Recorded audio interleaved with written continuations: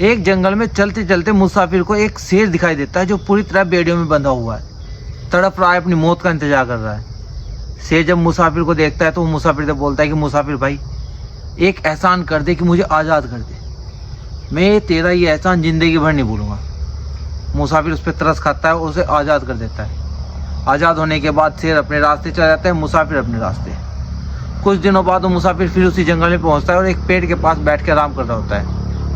वही शेर आ धमकता है और घूर घूर के मुसाफिर को देखने लगता है। मुसाफिर कहता है, क्या अल्लाह शेर भाई क्या बात होगी, तू ऐसा घूर कर क्यों देख रहा?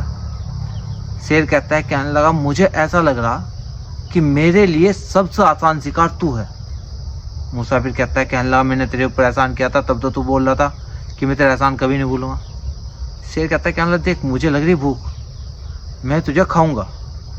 अब बात इतनी बढ़ गई कि दोनों बात लेके पहुंचे कि भाई चलो फैसला करवा लेते किसी तीसरे का। अब दोनों चल रहे थे जंगल में, उन्हें मिलता है एक ऊँट। ऊँट के पास जाके मुसाफिर सारा किस्सा सुनाता है।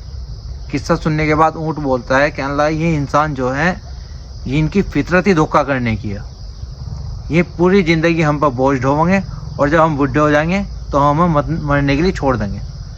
तो भाई मैं तो इस वाक़या में शेर के साथ हूँ। मुसाफिर कहता है, कहना ना, किसी और से फैसला करवाना पड़ेगा। अब आगे चलते हैं तो आगे एक संत मिलता, संत को पूरा वाक़या समझाया जाता है। संत वाक़या सुनने के बाद कहता है, कहना ना, मुझे अभी भी समझ में नहीं आया, एक काम करो तुम पूरा वाक़या दोहरा के दिखाओ।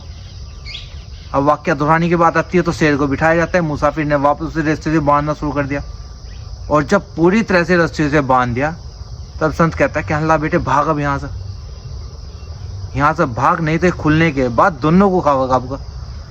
तो भाई इस कहानी का सार जो साथ लेकर जाइयो, नेकियां हर कहीं नहीं की जाती।